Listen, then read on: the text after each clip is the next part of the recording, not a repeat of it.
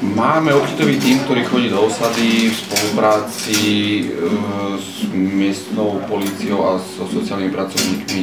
Odchytávajú zvieratá, teda sú v kontakte s Rómami v osade. Zvieratá sú následne vyšetrené, ich zdravotný stav najprv zbežne, potom sa vlastne sedujú a následne podľa stavu sa vykonáva preventívna sterilizácia alebo kastrácia. Je to metódou malého rezu, kedy tie ranky sú fakt 2-3 cm.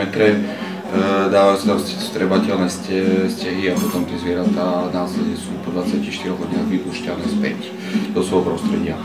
Tie, ktoré sú v zlom zdravotnom stave, tak sú vlastne odoberané a idú na ďalšie ošetrenie, liečbu a hľada sa im nový domov.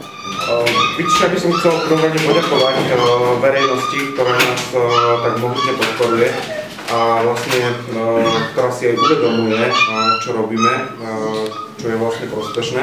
A to, čo nás vlastne nejakým spôsobom mrzí, je, že sú na nás vyvíjane tlaky práve z jednej veľkej ochranárskej organizácie pôsobiacej na Slovensku, ktorá podáva podnety a robí všetko preto, aby nám nielenže znemožnila, ale smeruje naozaj k tomu, aby tieto akcie boli celé zakázané.